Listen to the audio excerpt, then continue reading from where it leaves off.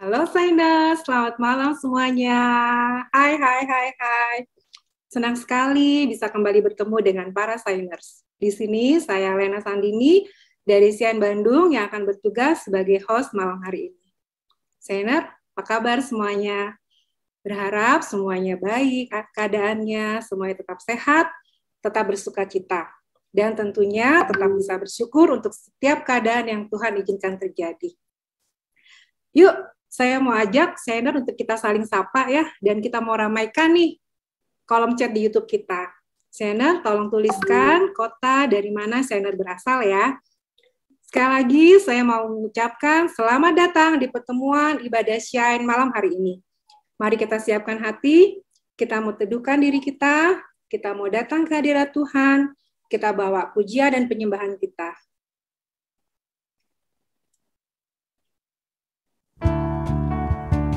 Shalom Shine, puji nama Tuhan, kita bisa bertemu kembali, memuji dan meninggikan nama Tuhan. Mari kita mau angkat pujian ini, sebab Tuhanlah sumber kekuatan kita. Dialah yang berkuasa dalam hidup kita, amin.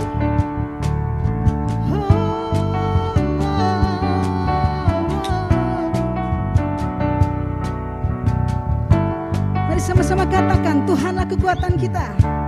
Tuhanlah kekuatan dan mazmurku. Dia gunung batu dan keselamatanku. Hanya padamu hatiku percaya. Kaulah menara dan kota perlindungan. Mari sama-sama katakan, ku mau selalu bersyukur, sebab cintamu padaku takkan pernah berubah. Hatiku percaya, walau bumi bergoncang, gunung-gunung beranjak, namun kasih setiamu tak pergi dariku.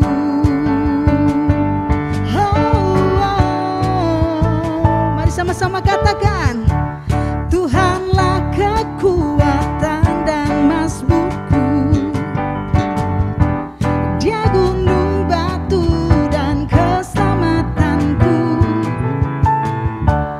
Hanya padamu hatiku percaya. Kaulah menara dan kota perlindungan. Kami katakan, ku mau selalu bersyukur, sebab cintamu padaku takkan pernah berubah.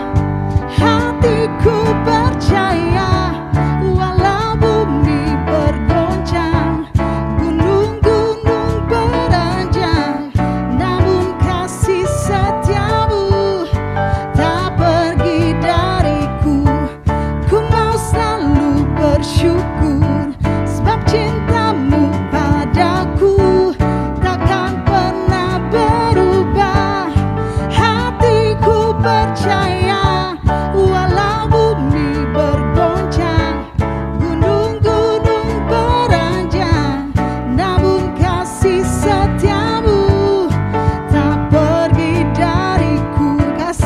Kasih setiamu tak pergi dariku.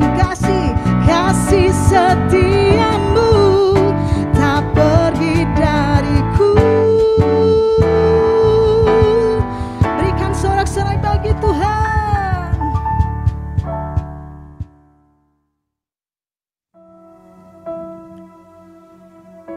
Bapa, saat ini kami datang, kami berserah ke hadapan-Mu Tuhan.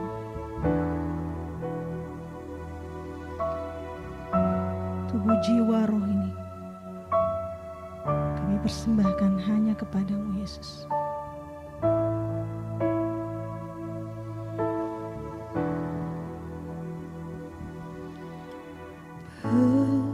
Berserah kepada Yesus, tubuh roh dan jiwa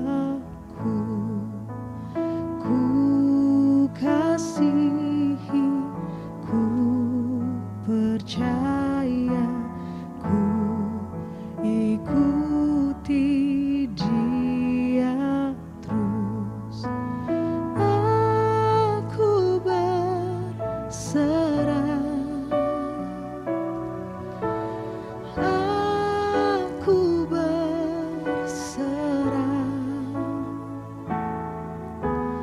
pada Yesus Juru Selamat, aku berserah.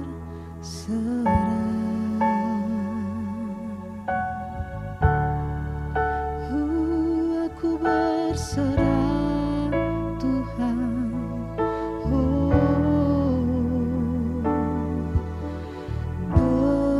berserah kepada Yesus, di kakinya ku sujud, nikmat dunia ku tinggalkan. Tuhan terima anak-Mu, aku berserah,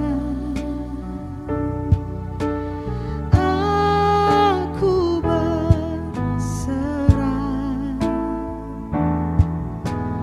pada Yesus Juru Selamat, aku berserah, aku berserah, aku berserah pada Yesus Juru Selamat, aku berserah.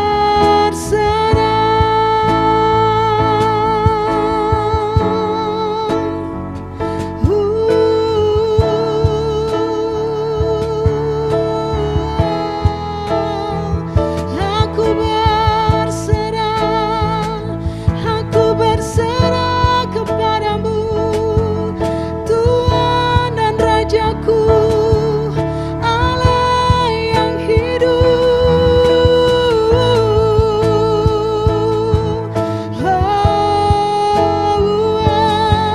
Tuhan kekuatanku, Tuhan perisaiku, kepadamu ku berserah, kepadamu ku percaya, hanya padamu Yesus,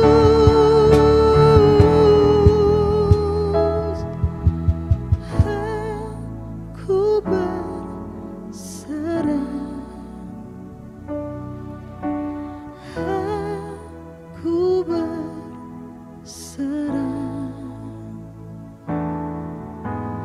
pada Yesus Juru Selamat,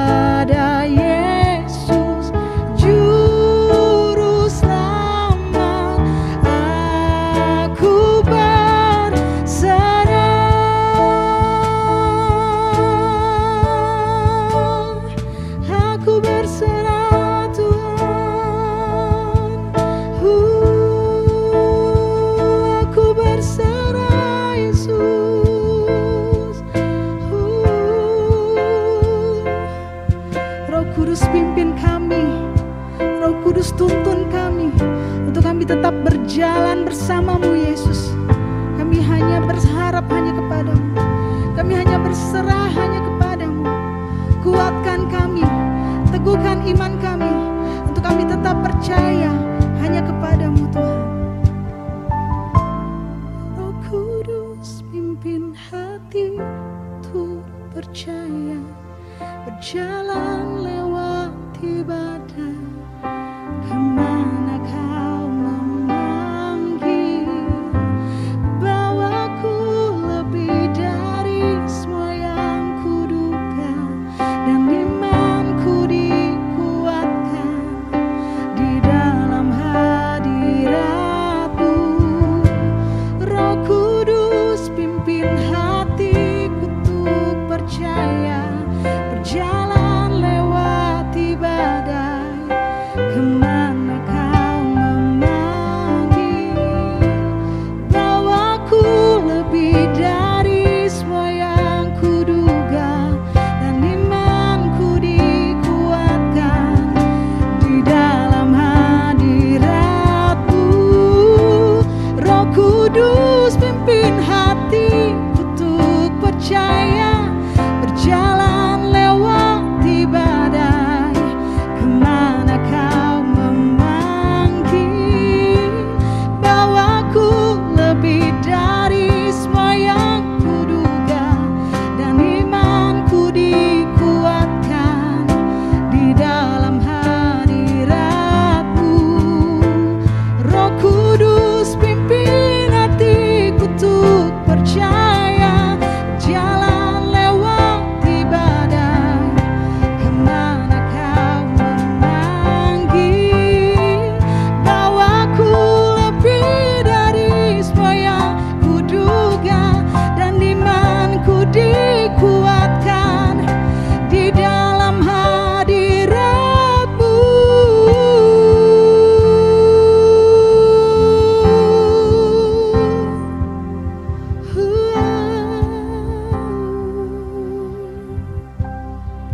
Kami percaya Tuhan bahwa kuasa-Mu nyata.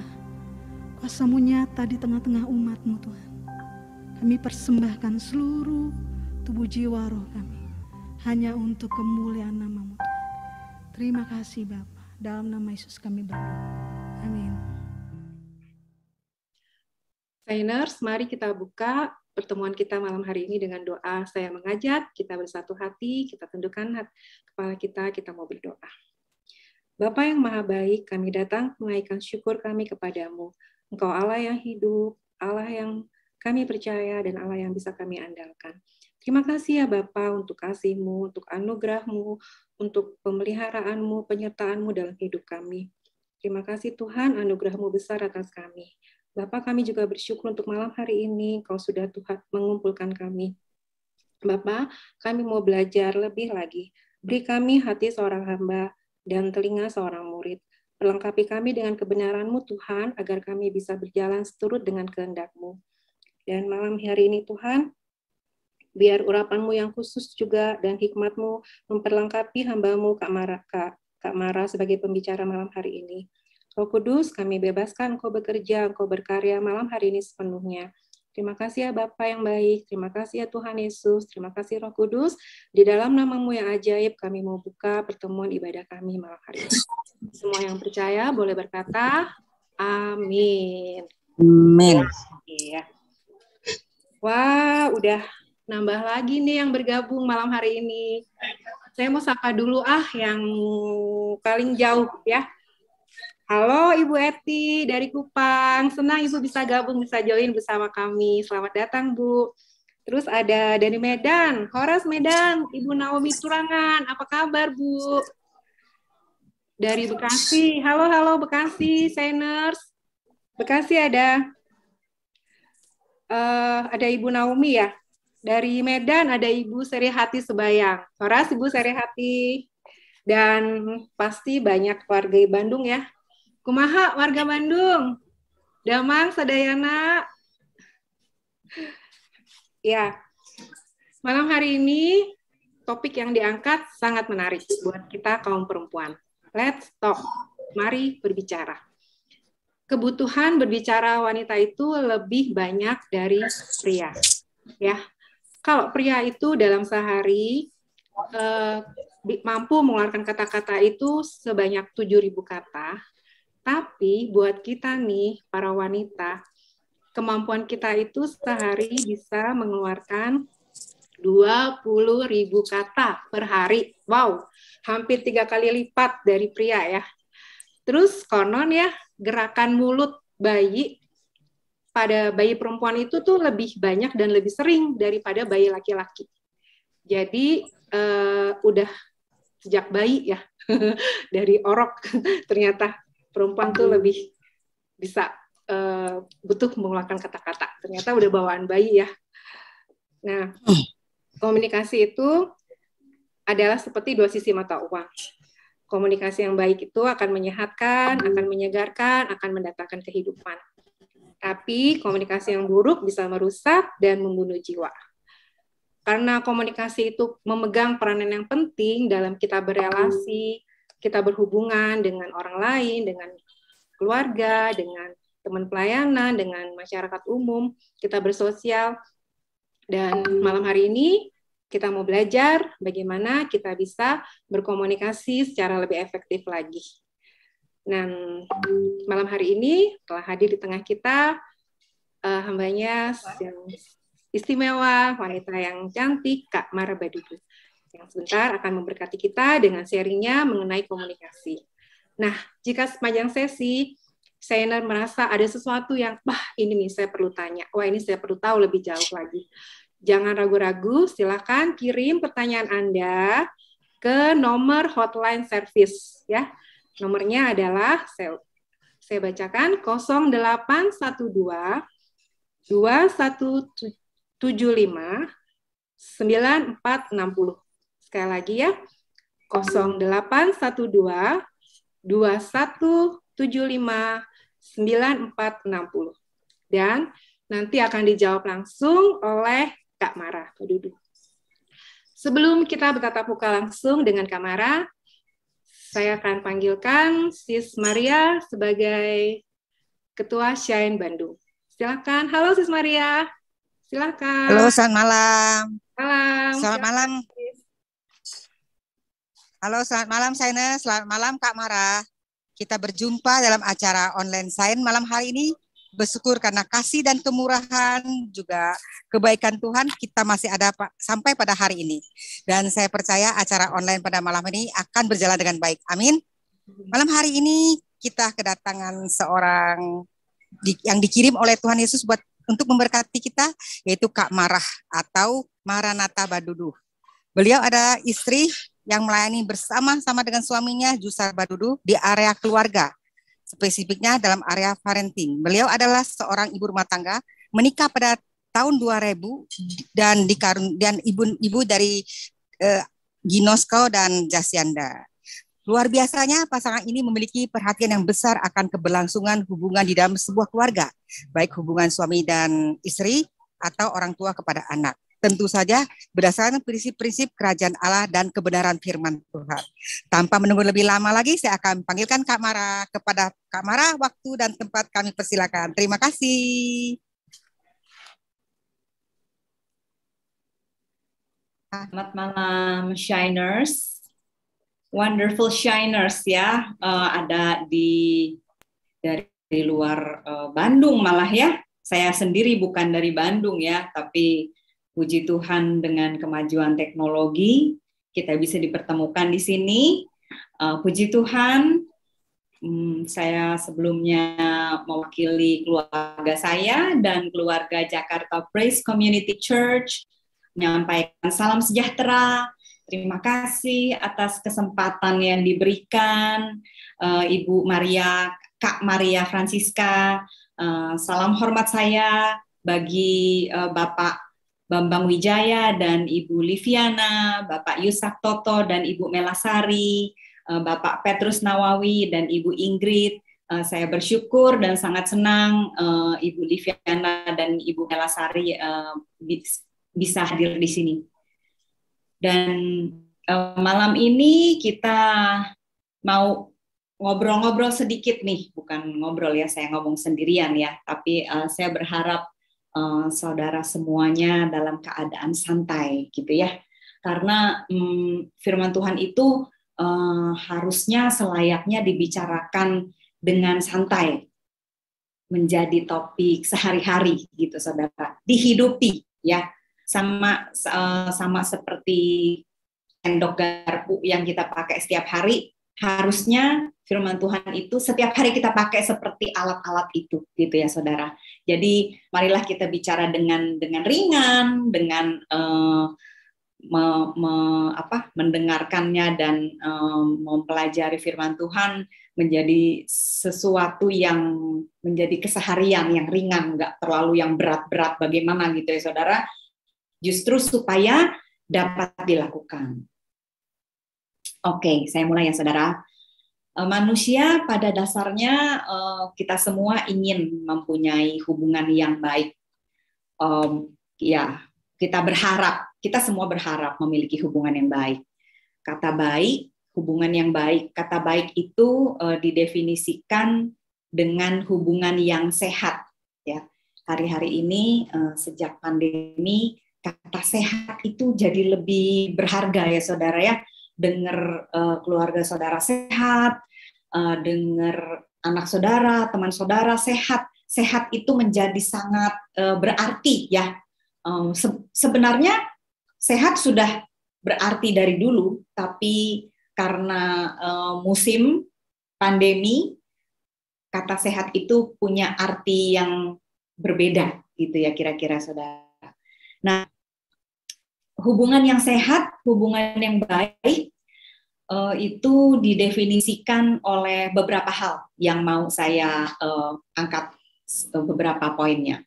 Misalnya, hubungan yang sehat itu yang saling mengasihi.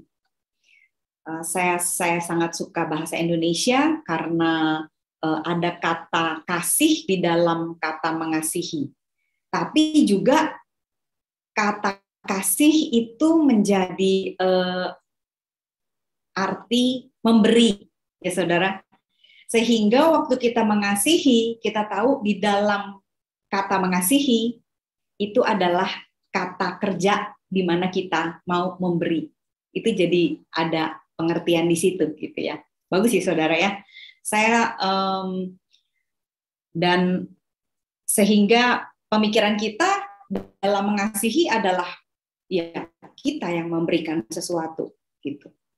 Sehingga dalam saling mengasihi idealnya kita diharapkan saling menambahkan kebaikan di dalam semua relationship, hubungan-hubungan yang kita bangun.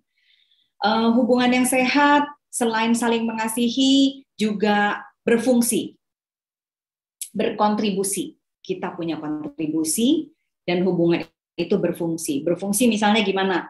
Kalau ada masalah, ada konflik, hubungan itu berfungsi untuk menjadikan kita dapat menyelesaikan konflik misalnya. Waktu kita ada problem, hubungan kita jadi tempat untuk kita bertukar pikiran dan mencari solusi. Nah, itu kan berfungsi ya saudara. Kemudian hubungan yang sehat selain berfungsi, berkontribusi, saling mengasihi juga memberikan pengaruh yang baik. Gitu. Kita dapat memberikan pengaruh yang baik. Nah, tahukah saudara bahwa waktu kita sedang dikoreksi oleh siapapun dalam anggota keluarga kita itu sedang dikasihi. Berarti menerima koreksi adalah wujud mengasihi juga. Yang mengoreksi mengasihi, yang menerima koreksi dengan senang hati juga sedang mengasihi. Kira-kira itu hal-hal yang menunjukkan sebuah hubungan yang sehat, ya. Berfungsi, berkontribusi, memberikan pengaruh yang baik, dapat memberi koreksi dengan baik, menerima koreksi dengan baik, dan saling mengasihi. Nah, kira-kira kalau kita mau nih, kita pengennya ya, kita berharap seperti itu. Apakah kita cuma jadi orang Kristen, orang percaya yang cuman berharap aja? Iya kan, penuh pengharapan. Iya sih, penuh pengharapan. Tapi jangan jadi Kristen harap-harap aja dong ya. Sama seperti gini saudara, kira-kira waktu anak saya misalnya usianya usia muda yang adult, misalnya 17-18 tahun, terus saya bilang, ya anak saya ini umurnya udah menjelang dewasa, pastilah dia sudah dewasa, punya sifat-sifat yang dewasa. Pastilah. Apa yang memastikan anak saudara, anak saya di umur tertentu terus dewasa? Apa yang memastikan kalau saya sebagai orang tua nggak pernah melakukan apa-apa, cuman berharap aja? Kira-kira menurut saudara gimana? Karena itu harapan yang tadi yang kita miliki waktu kita punya anak. Kita cuma berharap aja tanpa kita menabur benih di dalam cara kita membesarkan mereka. Sama seperti saya berharap di taman saya ada pohon pepaya, sementara saya pernah menaburnya. Nah, kira-kira gimana tuh? Kalau saudara lihat punya tetangga gitu, saya gitu, nggak pernah nanam pepaya, tapi saya berharap taman saya ini ada pohon-pohon pepaya. Setiap hari saya berharap besok-besok bisa tumbuh pepaya. Tapi saya nggak pernah nanam, saya nggak pernah nabur, nggak pernah ngapa-ngapain. Nah, kira-kira begitulah kalau kita cuma berharap, tapi kita tidak melakukan sesuatu. Yakobus 2 ayat 26, iman tanpa perbuatan adalah mati. Sehingga kita mengerti dari situ, marriage work if you work it out. Parenting works if you work it out. Jadi sebenarnya segala sesuatu dapat membawa kebaikan buat kita kalau kita sebagai orang di dalamnya itu melakukan bagian kita. Gitu saudara, kira-kira. Jadi kalau kita mau belajar tentang berrelationship, berhubungan, kita merefleksikan dari hubungan kita dengan Tuhan, ya.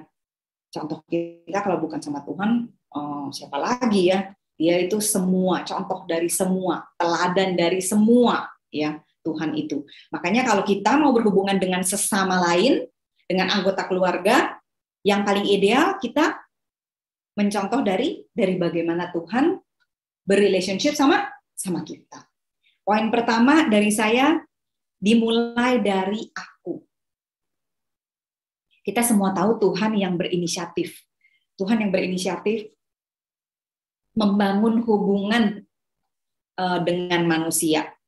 Tanpa manusia itu, sebelum manusia itu mengenal Tuhan, Tuhan sudah lebih dulu datang ke dunia. Sebelum manusia tahu, sebelum manusia sadar dia itu berdosa dan perlu kebenaran, perlu diselamatkan, Tuhan sudah lebih dulu. Jadi Tuhan itu ibaratnya di dalam hubungan kita dengan Tuhan, Tuhan itu yang lebih dulu memberikan itikat baik, itikat kasih, menawarkan dengan melakukan dan memberikan teladan-teladan dengan mempunyai inisiatif memulai hubungan dan memberikan teladan contoh yang baik di antara hubungan kita, di antara saya dan Tuhan. Tuhan sudah lebih dulu mencontohkan bagaimana menjadi pribadi yang lebih baik. Nah, kalau setiap dari kita melakukan apa yang Tuhan Yesus contohkan, yaitu memulai dari aku, dimulai dari aku, alangkah baiknya setiap relationship yang kita punya. Karena, saudara, setiap ayat yang kita baca seperti ini, saudara. Filipi 1 ayat 6. Allah sendiri yang memulai pekerjaan yang baik itu padamu. Padamu, berarti punya siapa? Yang baca. Dan saya yakin ia akan meneruskan pekerjaan itu sampai selesai pada hari Kristus. Jadi Allah sendiri yang memulai pekerjaan yang baik itu pada saya. Ya kan? Nah, kemudian Roma 12 ayat 18. Sedapat-dapatnya kalau hal itu bergantung padamu. Padamunya siapa? Yang baca lagi, saudara. hiduplah dalam perdamaian dengan semua orang. Kemudian di Filipi 4 ayat 9. Jalankanlah apa yang kalian pelajari dan terima dari saya, baik dari kata-kata maupun dari perbuatan-perbuatan saya. Allah sumber sejahtera akan menyertai kalian. Nah, 3 ayat yang sudah kita baca, ini semua ditujukan kepada orang yang membaca. Berarti barang siapa membaca, dia melakukan. Gitu ya. Ya, sharing firman Tuhan bagus. Kayak gini, kasih sharing bagus. Tapi lebih banyakkan mana, saudara, yang bisa menyentuh hati dan hidup orang secara personal? Orang yang punya kesempatan berkhotbah, atau orang yang bisa ngobrol sehari-hari dengan teman komsel saudara, dengan adik saudara, dengan anak saudara, dengan siapapun yang punya relationship sama saudara. Mereka bisa cerita, saudara bisa mencurahkan perhatian saudara gitu ya. Kalau dia sakit, kalau dia dalam kesulitan, mana yang lebih dirasakan personal? Tentunya waktu kita berhubungan langsung dengan orang itu. Sehingga kita ini adalah orang-orang yang punya peranan penting bagi setiap hubungan yang kita punya. Karena hanya kita, hanya saudara yang bisa menyentuh kehidupan orang-orang di sekitar saudara. Orang-orang di sekitar saya beda dengan orang-orang di sekitar saudara. Di sekitar, misalnya di sini ada orang-orang yang di Bandung dan di Medan dan di kota-kota lainnya. Personal hanya saudara yang bisa menyentuh orang-orang yang di sekitar saudara. Itulah tempat saudara dipercayakan. Sehingga kita perlu memulai dan menginisiasi hal-hal baik di dalam relationship kita. Nah, semua yang kita mau taruhkan, semua yang kita mau tuangkan ke dalam relationship kita hanya bisa melalui komunikasi. Poin kedua, di dalam berkomunikasi lebih baik adalah mendengar. Kalau tadi dimulai dari aku, kalau sekarang mendengar. Menurut saya, kita harusnya lebih dulu diajarkan bagaimana mendengar daripada bagaimana bicara.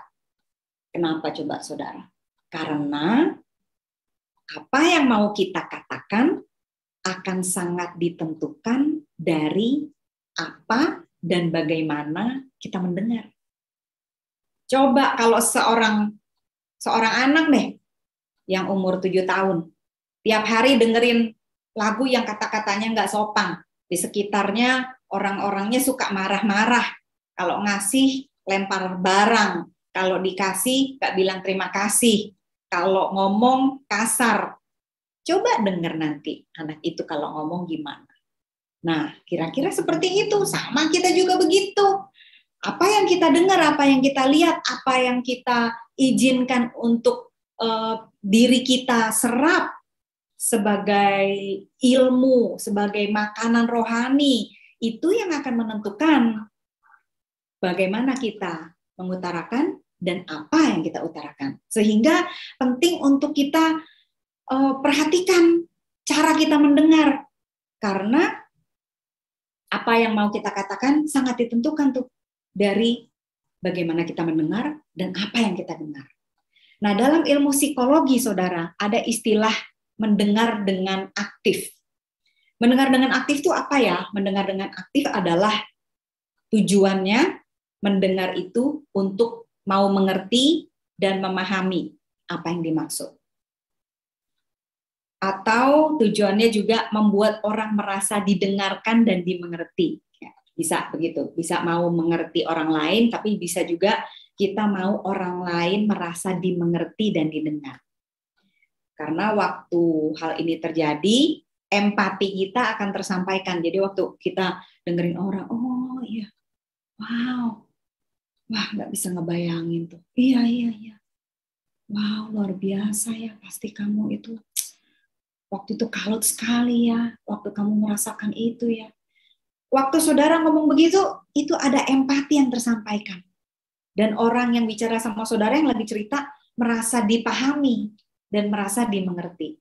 Melalui gesture yang kita keluarkan, apa yang kita sampaikan itu mencurahkan kepada mereka empati. Nah, berikutnya selain tujuan mendengar dengan aktif itu, tujuannya adalah mau mengerti dan memahami. Tujuan berikutnya adalah kita mendengar untuk menyerap informasi dan mengerti situasi dari orang ini. Nah, kalau tujuannya ini, waktu kita mendengar tujuannya seperti ini pasti akan memberikan dampak yang berbeda waktu kita ngomong.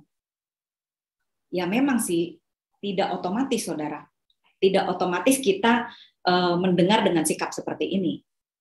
Karena umumnya waktu kita mendengar untuk, pada umumnya kita mendengar untuk ngejawab, saudara. Ini mau jawab apa ya? Kira-kira dia perlu advice apa ya? Oh ya. Oh dia nggak tahu ini kali ini. Oh ya. Oh kayaknya nggak bener nih dia harus tahu yang itu tuh, yang saya tahu ayat yang itu tuh. Atau kita udah punya ini sendiri nih, sesuatu yang kita mau ngasih tauin dia gitu ya, sesuatu yang baik saudara. Tapi waktu kita udah menyusun agenda kita sendiri, kita lupa untuk melakukan yang terpenting dari sebuah hubungan, yaitu memahami dan mengerti dan menyerap apa yang orang ini sedang alami. Karena untuk menjadi pendengar yang aktif diperlukan kedewasaan, diperlukan kerendahan hati. Untuk tadi tuh mau memahami, mau mengerti gitu ya. Karena kita tendensinya udah tahu nih mau ngomongin apa nih. Tungguin aja bentar nih kapan titiknya nih orang nih kok ngomong terus gitu ya. Karena sebenarnya kita ini kan punya yang mau kita sampaikan, dan yang kita pikir yang mau kita sampaikan nih nggak kalah penting nih sama omongan yang ini nih. Dia akan mendapat pencerahan nih gitu ya dari apa yang akan saya kasih tauin gitu.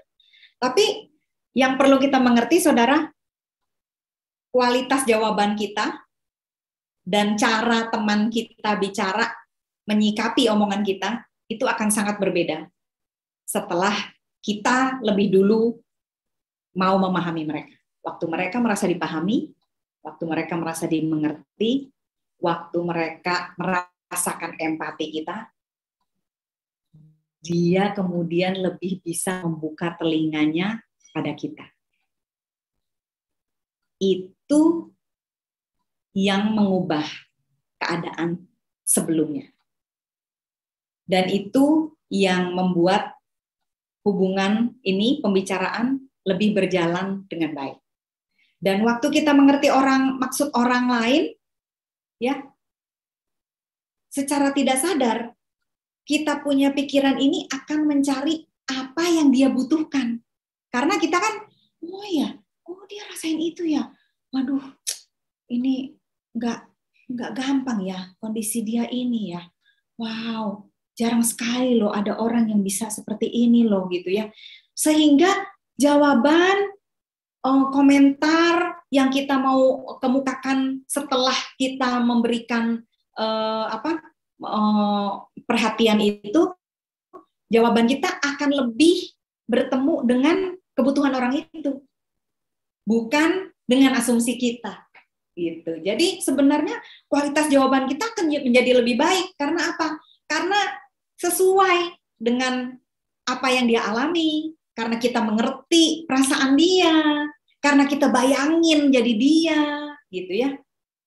Dan kita nggak sibuk dengan tujuan-tujuan kita, agenda kita sendiri, gitu. Terus saudara nanya gini, terus kapan dong saya mau ngomongin keinginan saya untuk ngomong?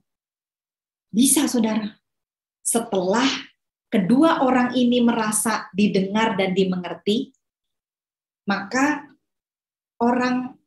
teman bicara saudara akan menangkap itikat baik saudara. Dan waktu itu saudara dapat mengemukakan maksud saudara. Tapi waktu saudara ngomongin maksud saudara, orang teman saudara bicara ini sudah lebih dulu membuka telinganya. Karena apa? Karena saudara sudah mendengarkan dia lebih dahulu, sudah mengerti dia lebih dahulu. Dan ini yang membuat connection, ketersambungan itu berjalan lebih baik, saudara. Komunikasi itu menjadi lebih efektif. Nah, saya mau memberi masukan lain, saudara, untuk hal bagaimana kita menyikapi setiap hal yang kalau kita ditanya pendapat gitu ya, kalau kita mau ngomong sesuatu gitu. Ada satu pertimbangan, yaitu apakah kita ada di posisi yang diminta untuk ditanyakan pendapat kita, gitu ya, atau kita hanya ada di dalam hubungan yang memang nggak terlalu dekat gitu. Kita hanya dengar-dengar aja gitu. Dia ini lagi ada masalah gitu. Kita nggak terlalu kenal dia dengan baik gitu ya. Kalau memang kita nggak terlalu kenal dia dengan baik, ya cukup berikan dukungan aja gitu ya. Ya, saya doain ya. Gitu. Karena begini saudara, kenapa saya angkat poin ini? Karena banyak orang Kristen pada umumnya ya, dia pada dasarnya mempunyai itikat baik ya, mau memberitahukan kebenaran gitu ya, tapi tanpa mempertimbangkan kedekatan hubungan, tanpa mempertimbangkan pengenalan yang sudah cukup dekat gitu, sehingga cara-cara mengemukakan, misalnya kita mau kasih tahu nasihat atau advice atau pendapat kita gitu ya, seolah-olah kita itu jadi nyampurin gitu urusan orang. Sekali lagi kita perlu pertimbangkan kedekatan hubungan kita dan bentuk hubungan kita sebagai tolok ukur apakah sejauh mana nih kita mau kasih advice, sejauh mana kita mau memberikan pendapat gitu ya kepada teman kita gitu. Filipi 2 ayat 2 sampai 4. Hendaklah kamu sehati sepikir, satu jiwa, satu tujuan, dengan tidak mencari kepentingan sendiri. Dengan rendah hati seorang menganggap yang lain lebih utama daripada dirinya sendiri. Ini kalau saudara perhatikan ya. Pertama, sudah dibilang tidak mencari kepentingan sendiri. Kedua, diulang lagi nih. Artinya mirip nih. Dengan rendah hati, seorang menganggap yang lain lebih utama dari dirinya sendiri. Kemudian diulang lagi. Jangan tiap-tiap orang hanya memperhatikan kepentingannya sendiri, tapi kepentingan orang lain juga. Ini sebenarnya ada 3 kalimat yang maknanya itu mirip-mirip. Artinya, ini Paulus mengulangi sesuatu yang penting. Kenapa? Karena kecenderungan kita ini mengutamakan diri kita sendiri. Itu tendensi alami kita, gitu ya. Termasuk saya, kita semua, itu tendensi alami kita, gitu. Makanya Paulus ulang-ulang dari ayat 2 sampai 4, arti yang mirip diulang 3 kali. Bayangin saudara. Gitu ya, berarti kan sangat penting nih untuk kita tidak merasa diri kita lebih utama, untuk kita mau menganggap orang lain lebih penting dari kepentingan kita gitu ya, melihat kepentingan orang lain dulu gitu. Dan hal ini yang perlu kita ingat dan perlu kita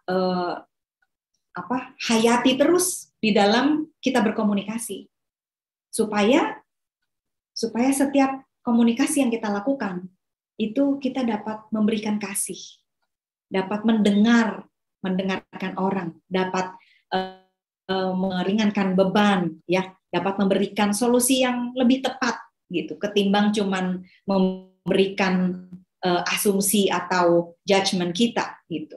Lalu di Filipi 2 ayat 5, nggak ada slide-nya. Di Filipi 2 ayat 5, Paulus bilang, hendaklah dalam hidupmu bersama kita menaruh pikiran dan perasaan seperti Yesus, kata Paulus. Seperti Yesus yang gimana? Kemudian Paulus masuk ke bagaimana Tuhan merasa dirinya lebih tidak merasa dirinya mulia. Paulus bilang, ya Tuhan tidak merasa dirinya mulia, tidak merasa dirinya tinggi, tidak merasa dirinya benar, dan segala kebesarannya itu, dia tidak merasa itu. Dan dia memilih menjadi hamba, seorang hamba. Dan Paulus bilang lagi, ayo katanya, kita dalam setiap hubungan merasa seperti itu pikiran dan perasaannya. Nah, sehingga kalau di dalam setiap hubungan kita memiliki kerendahan hati, sehingga kita punya kasih itu bisa kita realisasikan gitu, saudara. Ada kenyamanan yang orang miliki waktu orang ngobrol sama kita, waktu orang bicara sama kita. Saya harap ini membuat cara kita mendengar dapat lebih baik lagi ya, saudara. Ada di Yakobus 1 ayat 19. Apakah saya sudah? Oh ya, ada. Ya. Perhatikanlah ini baik-baik. Saudara-saudara yang tercinta, setiap orang harus cepat untuk mendengar, tapi lambat untuk bicara dan lambat untuk marah. Nah, kalau di Yakobus dibilang, cepat mendengar, lambat bicara, lambat marah. Ini berarti ada salah satu dari ini yang selalu kita keduluan lakukan. Ini kayak games ya, saudara. Ada mendengar, ada bicara, ada marah. Dia bilang, cepatmu untuk mendengar, ya, lambat bicara, lambat marah, ya. Yang dikasih advice-nya begitu. Berarti ini maksudnya biasanya kita lebih cepat yang mana duluan nih, saudara? Kita udah bisa tebak ya yang mana duluan ya. Kita pasti lebih cepat bicara, saudara. Mungkin marah ya relatif lah ya, tersinggung ya relatif. Tapi yang udah jelas nih, yang udah jelas lebih cepat daripada mesti denger. Gitu kan, saudara? Ayat ini bilang begitu kan, saudara? Jadi kita terbiasanya lebih cepat bicara dulu atau marah, tersinggung, kecewa, nggak tahulah. Pokoknya ini lebih cepat daripada mendengar. Padahal ya, saudara, ini kuping nyantel, saudara. Nyantel, kebuka. Nggak bisa ketutup kan, saudara? Siapa di sini yang bisa nutup kupingnya? Nggak bisa, saudara. Makanya kalau berenang ini bisa kemasukan air, saudara, karena ini kebuka terus kan, saudara. Tapi lucunya, yang bisa kita tutup sama kita buka ini mulut, itu lebih otomatis ya, saudara. Nah, itu kan lucu ya, saudara. Kenapa? Karena untuk menjadi ego, kan kalau ngomong tuh ego ya, saudara. Saya mau ngomong ini, omongan saya penting. Ah, dia gini, ah, dia gitu. Untuk menjadi ego itu otomatiknya kita, saudara. I speak to myself.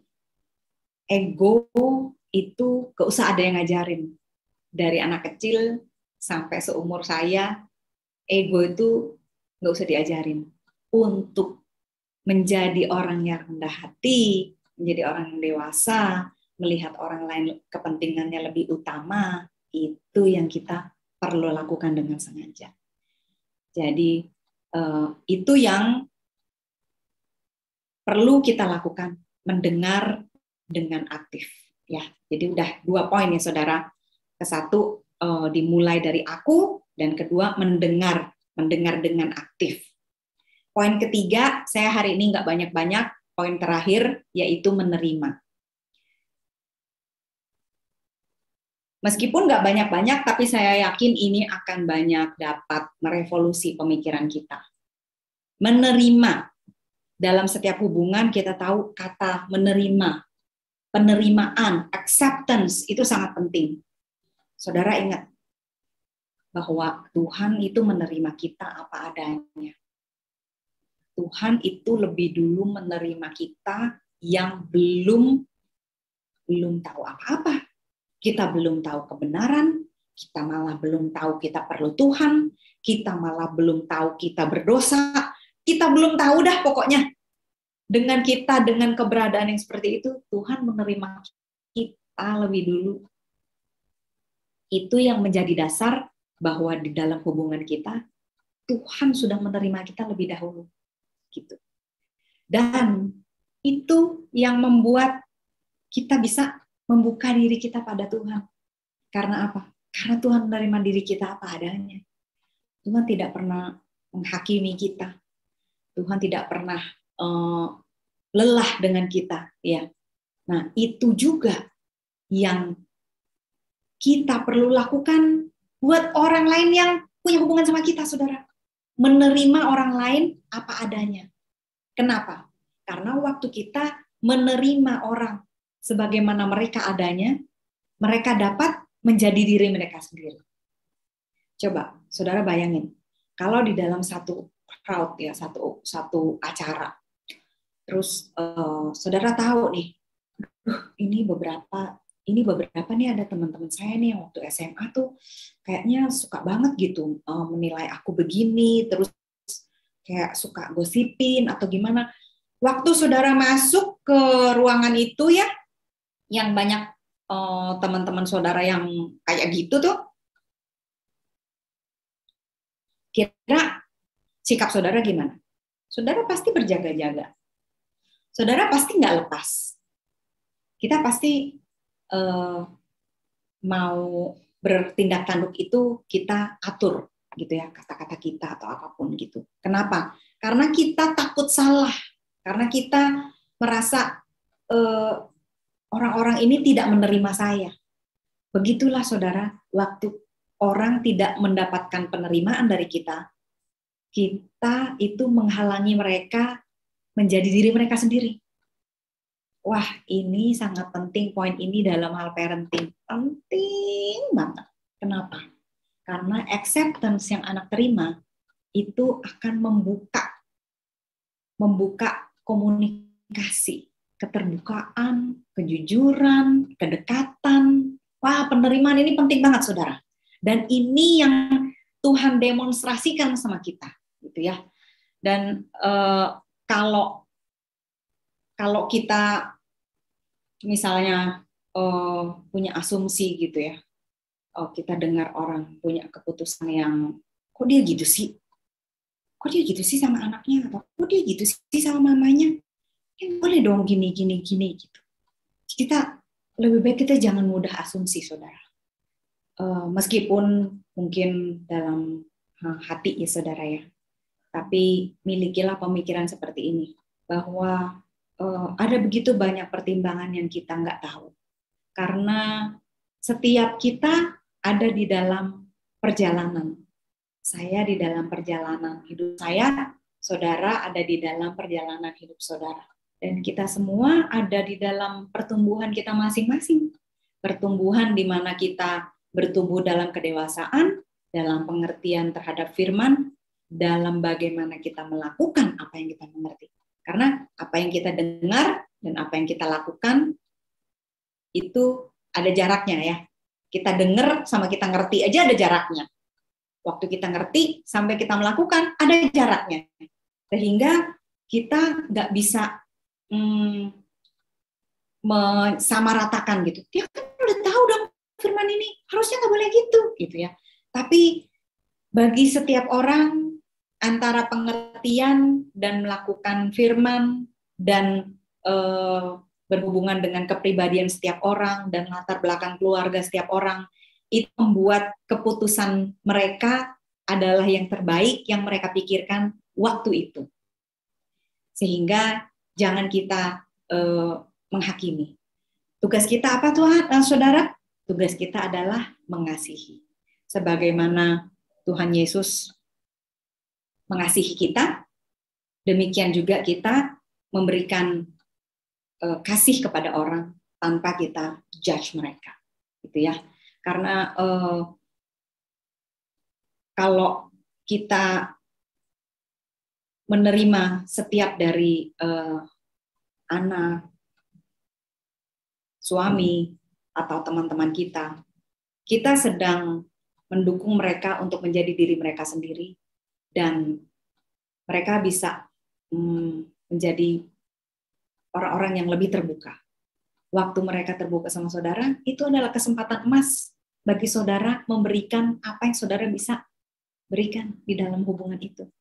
Jadi sebenarnya penerimaan adalah pintu gerbang di mana saudara dapat memberikan lebih lagi pengaruh terhadap hubungan saudara.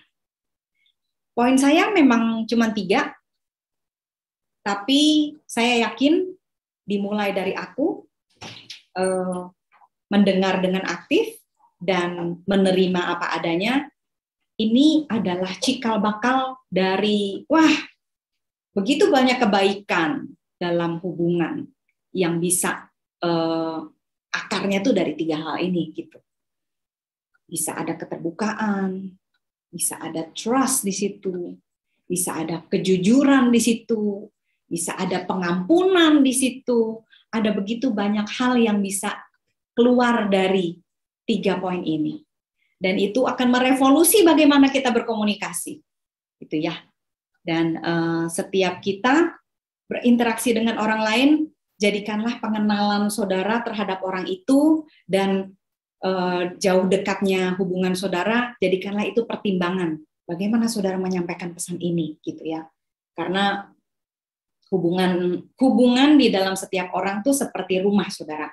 Ada halaman, ada pagar, ada halaman, ada kamar tidur, ada pagar, halaman, ruang tamu, ruang makan, kamar tidur, gitu kan ya, urutannya gitu.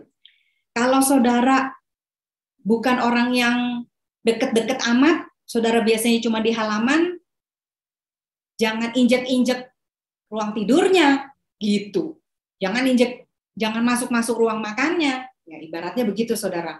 Jangan masuk ke dalam teritori yang saudara belum diperbolehkan.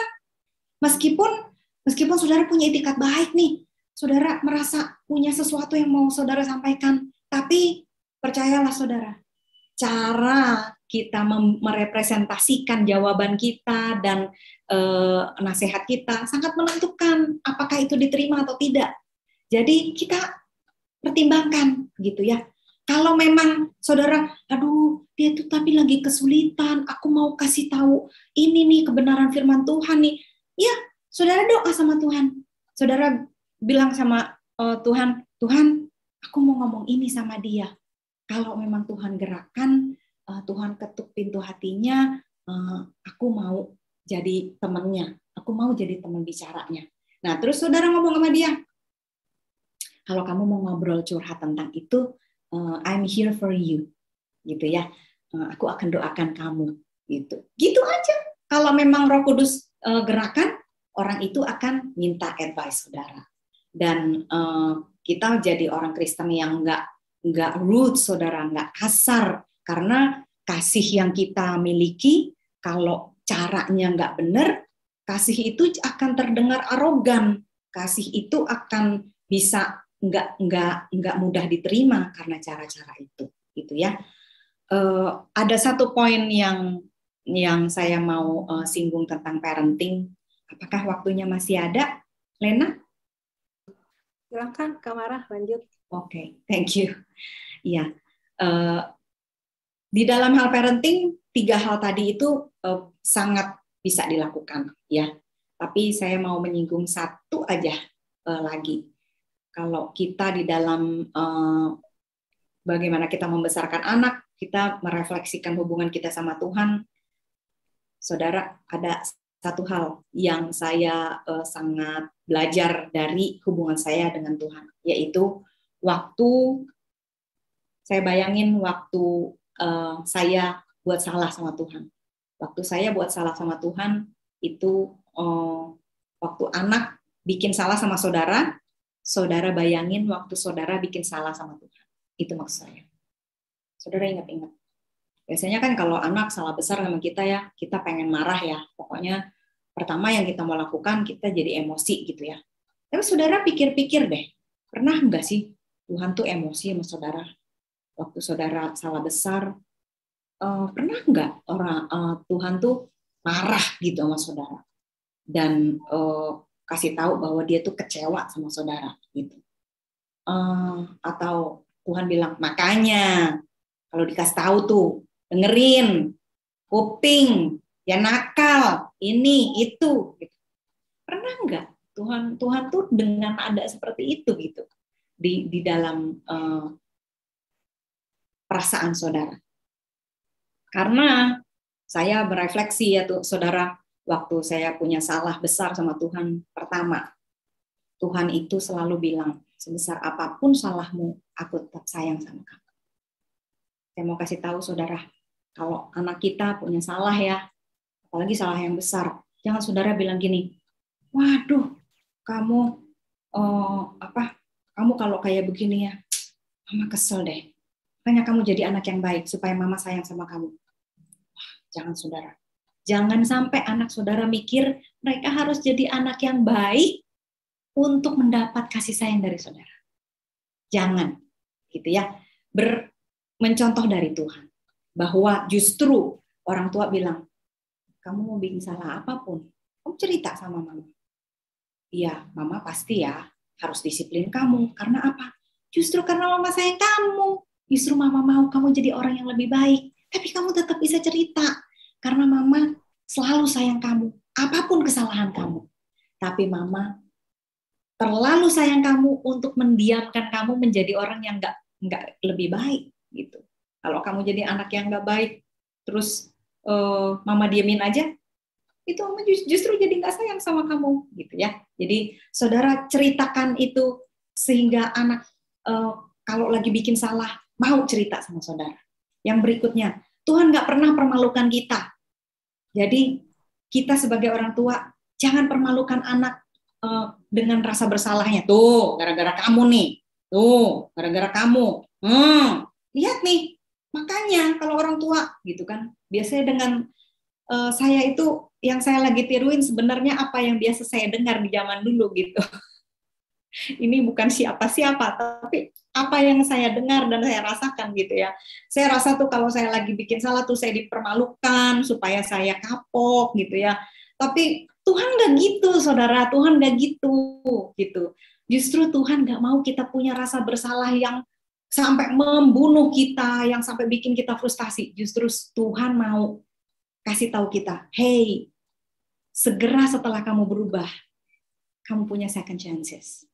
Segera setelah kamu berubah, kamu bisa menjadi manusia yang baru. Tinggalkan manusia yang lama. Ada harapan yang Tuhan berikan sama kita waktu kita melakukan salah. Yang berikutnya, Tuhan selalu memastikan bahwa saya mengerti kesalahan saya. Jadi, waktu saya melakukan salah, Tuhan memastikan, ayo, kamu ngerti nggak salahnya apa? Supaya lain kali nggak dilakukan lagi. Itu Roh Kudus tuh selalu kan membuat kita jadi, oh ya, lain kali gimana ya, supaya enggak ya, lain kali gimana. Begitu juga kita sama anak kita, saudara. Jadi waktu kita kesel, justru jangan ikutin emosinya dialokasikan ke apa kata-kata yang kita bisa membantu dia, supaya dia tidak mengulangi kesalahan dia di waktu-waktu mendatang. Apakah kata-kata saudara dapat memperlengkapi anak supaya enggak mengulangi kesalahannya? Sehingga kata-kata dalam dalam waktu saudara konsekuensi anak itu isinya bukan emosi-emosi saudara, gitu. Itu caranya saudara. Karena gini, saya sering ditanya tuh di acara-acara seminar atau di acara apa gitu ya, parenting gitu.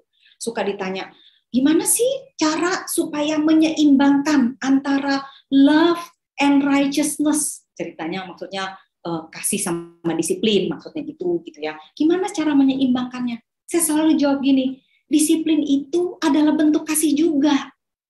Jadi nggak usah dibeda-beda. Disiplin itu kan karena saudara sayang dia. Jadi waktu saudara sedang mendisiplin anak, saudara juga sedang sayang. Cuma biasanya waktu kita disiplin, kita sering kali ini didominasi sama emosi kita nih.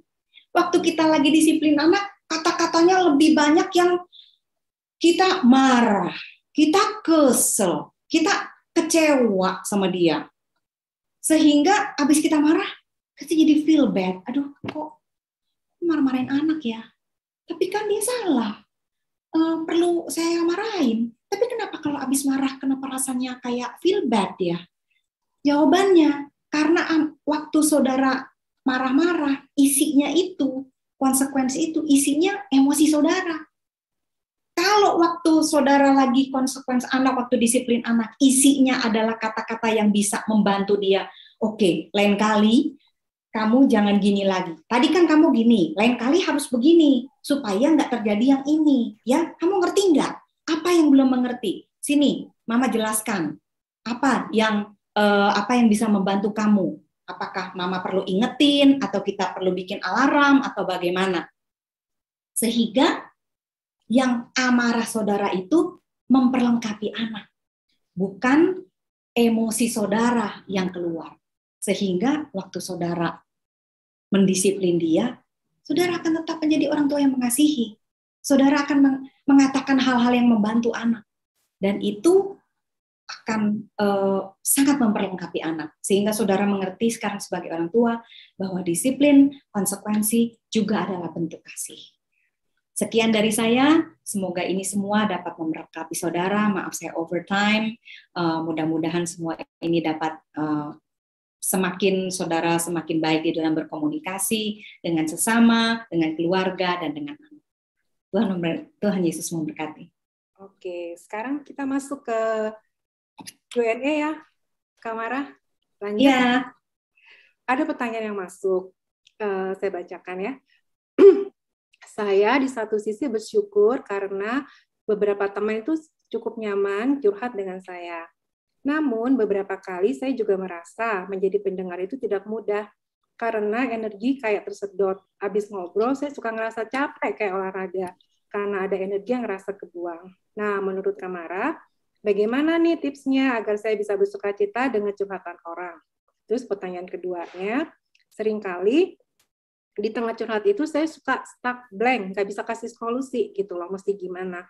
Nah, kalau udah di posisi stuck blank itu mesti gimana, Kak? Oke. Ini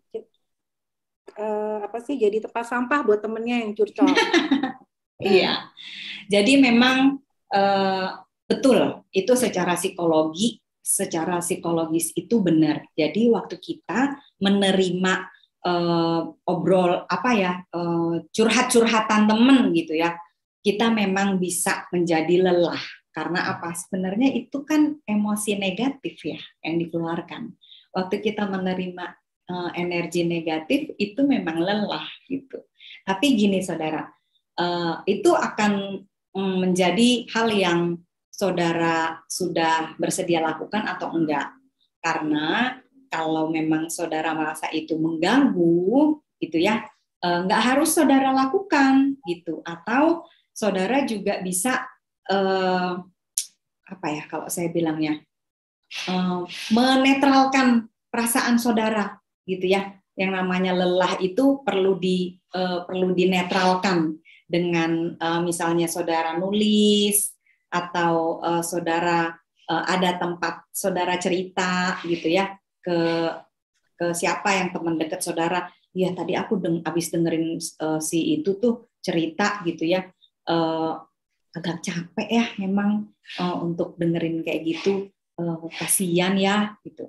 Cukup hal yang saudara rasa secara singkat untuk saudara cerita, saudara nggak perlu ceritakan ulang masalah orang kepada orang lain gitu ya, tapi ada tempat di mana saudara punya support system yang bisa juga merawat saudara juga, gitu. Kita juga perlu, saudara, tempat untuk kita dirawat itu perlu ada orang-orang yang bisa dengerin kita, yang bisa kita percaya, gitu. Perlu, gitu. Sehingga kesatu putuskan apakah saudara udah menemukan caranya belum. Kalau saudara belum menemukan caranya, dan saudara terus melakukan ini, nanti saudara yang drain, saudara yang lelah. Nggak harus saudara lakukan sesuatu sesuai dengan kapasitas saudara. Jadi sesuai dengan kapasitas aja. Kalau saudara bisa netralisir sendiri dengan menulis, dengan dengar lagu, ya, menyegarkan, dengan tidur, dengan baca buku, dengan nonton film. Kalau saudara bisa melakukan itu dan saudara netralkan, bisa, saudara bisa melakukan itu. Tapi kalau, aduh nggak bisa, jadi capek deh, jadi malah marah-marah loh sama anak, jadi marah-marah sama suami, ya berarti itu di luar kapasitas saudara, tidak usah dipaksakan gitu ya, gitu. Dan kalau yang kedua, yang blank. Nah, seperti yang tadi saya cerita ya, tentang empati. Saudara, kadang cara kita cerita itu udah bisa memberkati orang loh, saudara. Cara kita merefleksikan, cara kita gesture kita dalam mendengarkan, itu sangat bisa memberikan impact kepada orang. Ya, kalau saya bisa cerita, saya tuh pernah, sebentar, saya punya laptop mau saya. Saya pernah waktu itu ada kejadian yang membuat saya kelelahan gitu ya, secara psikologis. Lalu saudara tahu ayat yang justru melayani saya itu bukan ayat-ayat yang berimanlah kepadaku gitu ya, atau kepada ayat-ayat yang membangkitkan iman gitu, bukan. Justru ayat-ayat yang Tuhan Yesus bilang waktu memang yang Tuhan bilang berjalanlah bersamaku, siapa yang letih lesu dan berbeban berat gitu ya, sehingga saya merasa Tuhan tuh tahu kalau saya lagi letih, Tuhan tahu kalau saya lagi lesu. Jadi saya lebih merasa kuat waktu baca ayat-ayat yang mengempati rasa lelah saya gitu. Jadi nggak harus, kalau memang blank aja, nggak apa-apa. Maksudnya nggak usah dipaksa, nggak usah ngarang gitu. Justru yang penting itu apa yang saudara sampaikan itu tulus. Kalau dikarang, powernya nggak kerasa juga kok gitu. Cuman kata-kata doang jadinya. Ya. Dan kadang orang tuh memang butuh didengerin ya Kak. Mereka nggak butuh solusi sebenarnya. Butuh. Iya. Terima. Betul. Gitu. Betul. Dan ada banyak yang seperti itu ya, perempuan. Masuk saya juga suka gitu. Kadang-kadang habis didengerin terus bisa lega, lega gitu ya, kepikiran sesuatu gitu. Sekarang kita masuk ke ranah rumah tangga nih Kak. Ada signer yang tanya, saya kesulitan buat ngobrol sama suami, karena seringkali kalau diingatkan sesuatu suka marah, bawaannya suami itu. Gimana ya supaya komunikasinya baik sama suami? Minta tips-tipsnya nih Kak. Iya, ya kalau dengan suami yang sangat saya pelajari ya, memang sebenarnya sih di dalam setiap hubungan ya,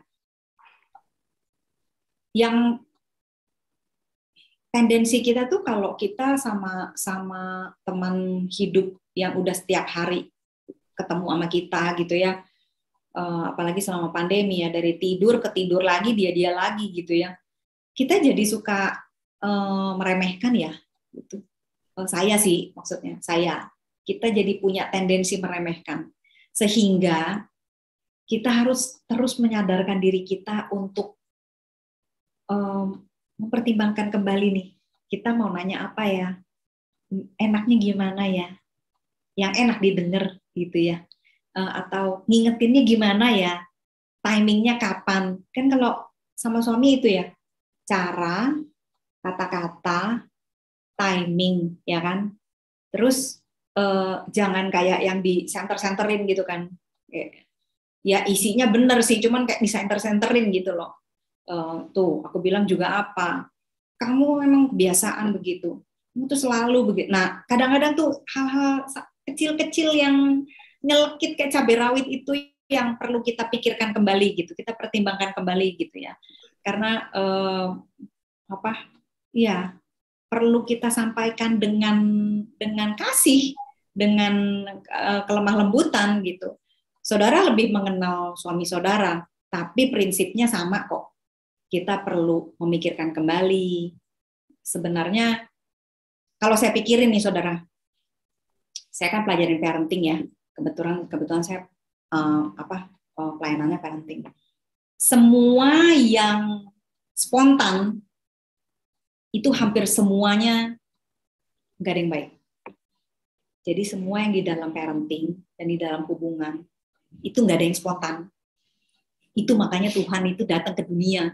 Karena kita kalau didiemin aja, itu cara bicara kita, cara kita besarin anak, bagaimana kita ini tendensi jawabin orang gitu ya, apa itu tuh semuanya itu nggak ada yang kita akan, kalau cuman lakukan yang spontan, yang kita enaknya, yang kita ngeflow, itu nggak ada yang beneran asli gitu. Kalaupun sekarang kita tahu apa yang benar, itu karena kita tahu dari Tuhan kan. Jadi kita sengaja pikirin dengan sengaja kata-katanya, cara ngomongnya, kapan ngomongnya, gitu. Tipsnya cuman itu, di mana-mana tipsnya cuman itu suami istri. Gitu. Oke. Lebih baik lagi kalau suaminya juga begitu sama kita sih. Jadi tahu caranya menyampaikannya, tahu waktu menyampaikannya, dan satu lagi nih Kak, kayaknya kalau mau bicara serius itu, kayaknya pasangan kita mesti kita kasih kenyang dulu Kak. Itu timing tadi. Oh iya. Iya, timing itu kan. Dulu, enak, kenyang. Ya. Iya. Benar betul. Kalau dia habis beberapa Zoom, mumet, terus sampai kamar, kita jeder pakai sesuatu yang kita ngingetin dia atau kesalahan dia, wah jadi deh. Oke, masuk ke pertanyaan berikutnya ya Kak. Nah ini nih ibu-ibu di sini nih, mama-mamahnya tuh banyak. Saya jadi satu ya, saya rangkum. Jadi kan sekarang kita anak-anak tuh di era digital. Dan anak-anak kita tuh kan digital native ya, yang kepapar sama teknologi, kepapar sama digital gitu. Jadi kadang-kadang tuh sebagai orang tua suka menemukan anak-anak yang suka cuek, nggak bisa diajak komunikasi. Terus setelah itu anak-anaknya tuh juga susah diajak ngomong. Terus terutama kayak kan mereka informasi tuh masuk banget ya. Kayaknya mereka tuh ngerasa mereka tahu semua gitu loh, dengan mereka klik mereka dapat informasi gitu. Jadi gimana tuh Kak tips-tipsnya supaya kita sebagai orang tua bisa punya peran penuh gitu buat anak-anak yang susah ditembus gitu, komunikasinya gimana? Oke. Jadi terus satu lagi nih, sorry Kak, ya. Terus ada lagi juga anak yang kepo gitu loh sama urusan orang tua. Jadi mau tahu aja. Jadi kayaknya kalau mamahnya lagi ngobrol sama temannya, dia tuh ada di situ, nanti udahannya tuh dia masang kuping gitu. Nah gimana nih untuk tipe anak seperti ini? Iya. Pertama ya, saya jangan dikeroyok orang tua ya kalau saya ngomong gini, please. Jadi gini, anak-anak itu cuek, anak-anak itu susah, nggak bisa diajak ngomong, itu mereka hasil. Ini tuh hasil, ini bukan kondisi kayak. Jadi jangan saudara bayangin gini, saya nih dapat dari sananya nih kayak gini nih, anaknya cuek. Ini saya dapat dari sananya nih, anaknya ini nggak bisa diajak ngomong, nggak mau nih, nggak bisa nih dikasih tahuin nih, mau-maunya sendiri. Saudara jangan ngelihat itu kayak barang mentah, saudara. Itu tuh barang yang saudara lagi cerita itu hasil, saudara, hasil dari sesuatu yang belum sebelumnya tidak dibangun. Karena di dalam parenting, ini saya nggak bisa terlalu bicara terlalu detail ya, karena ini bukan kelas. Di dalam parenting, saudara, seperti yang tadi saya bilang, kalau saudara nggak tabur, saudara nggak tuai. Kalau saudara belum pernah menabur, yang namanya terbiasa untuk ngobrol dari kecil, yang namanya komunikasi dua arah, gimana ngomong yang sopan, yang baik, atau benar-benar kayak diajak ngobrol waktu-waktu bersama, main bareng, bukan cuman ngomong kalau lagi nanyain PR doang, ulangan doang, nyuruh makan doang, nyuruh tidur doang, enggak yang ini doang. Jadi kalau komunikasi itu isinya jangan agenda kita gitu. Jadi isinya apa? Isinya itu perlu ada waktu-waktu yang fun. Apa yang dia tertarik, apa yang kita bisa masuk ke dalam kehidupan mereka, sehingga kita bisa lebih dekat sama mereka. Jadi waktu kita dekat sama mereka, kita bisa kasih tahu, kita bisa punya hubungan, di situ nyambung jadinya gitu. Tapi yang umumnya terjadi, kita waktu sudah terlewat, udah. Jadi gini ya, kalau di dalam parenting, benih yang enggak ditabur pun, kan kita tadi saya bilang benih yang ditabur itu yang bisa numbuh. Jadi kalau enggak ditabur, ya enggak bisa numbuh. Tapi kalau dia enggak nabur apa-apa, apakah berarti dia enggak nuai apa-apa? Ada yang dituai. Apa? Alang-alang namanya. Saudara lihat ada kebun yang enggak ditabur apa-apa, enggak dirawat. Terus ada yang numbuh? Ada.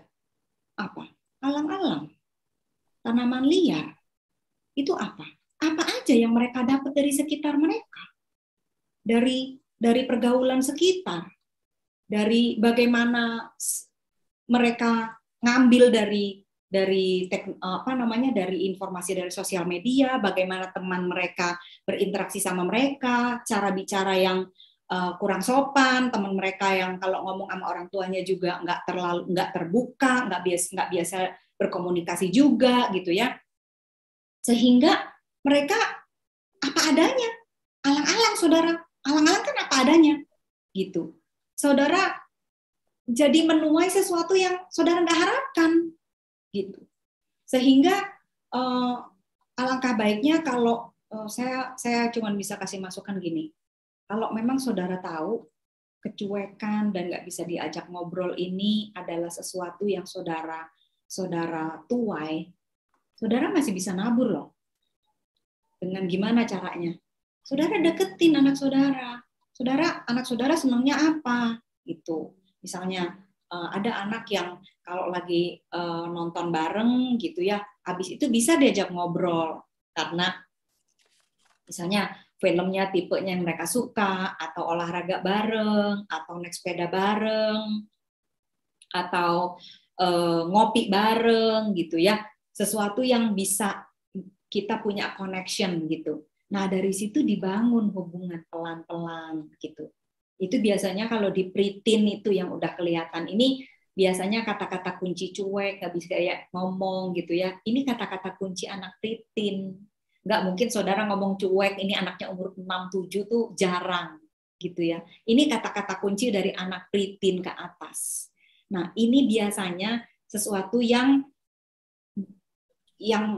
udah kita tendensinya kita pikir dulu itu ya anak ya kalau kita rawat ya dia akan ngerti gitu kalau dikasih tahu. Ya kalau kita nggak pernah ngajarin gimana cara mendengar dengan baik, ya dia nggak akan mendengarkan dengan baik.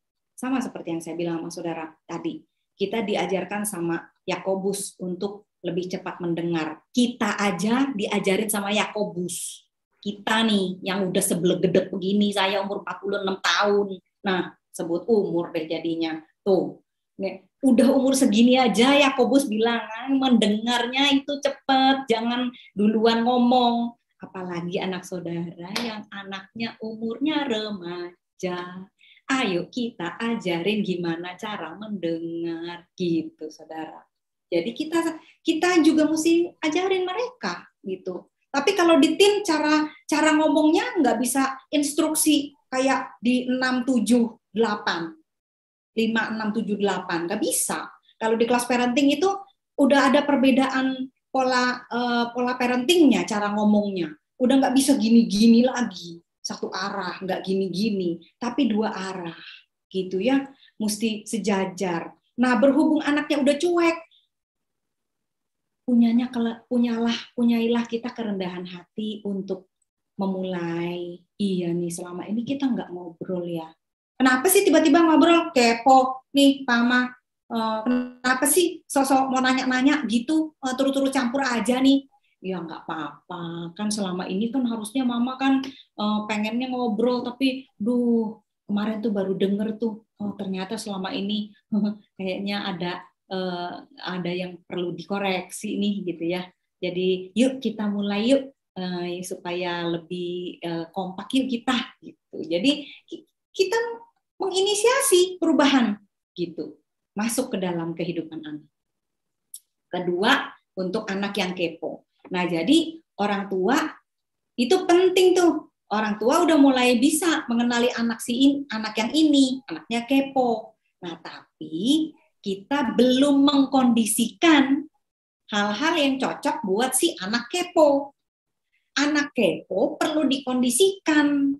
Caranya gimana? Kalau saudara ngobrol di sekitar dia, kalau ada dia, ya dia dengan sengaja diminta ke kamar misalnya. Atau saudara yang ke kamar gitu. Sehingga kita nggak kasih dia dengar gitu ya. Dan juga kita bicara sama dia, nggak semua hal boleh kamu dengar. Kamu harus menghargai urusan orang lain gitu ya. Jadi waktu kita ke kamar atau waktu kita minta dia ke kamar, itu kita udah terlebih dahulu kita ngomong sama dia, nggak semua hal boleh kamu dengar. Itu kan omongan sedang membicarakan masalah orang lain gitu. Jadi kita udah kasih tahu dulu, baru setelah itu actionnya, maka dia udah bisa ngerti.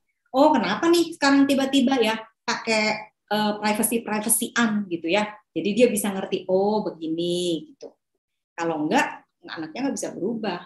Anak itu perlu diberi pengertian, perlu dibukakan wawasannya, kedewasaannya. Anak tuh nggak bisa dewasa sendiri. Anak nggak dewasa dengan umur. Gitu. Oke. Terima kasih Kak Mara buat malam hari ini. Ya.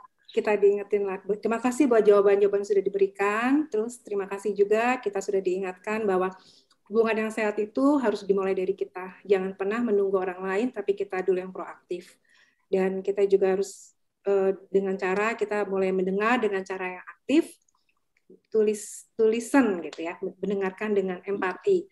Setelah itu juga kita harus punya menerima. Dan untuk menerima kita juga harus membuka diri kita supaya setelah kita membuka diri kita juga bisa menerima orang lain. Terus buat saya juga malam ini mau belajar menghidupi firman yang cepat mendengar, lambat berbicara, dan lambat marah. Karena biasa itu kita reaksi ibu-ibu itu ya agresif kan, dengar apa-apa tuh langsung jebret gitu ya.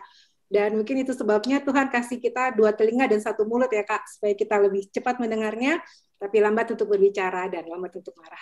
Sekali lagi terima kasih buat kehadirannya, terima kasih buat sharingnya yang memberkati malam hari ini dan memperlengkapi kita dalam berrelasi dengan orang lain.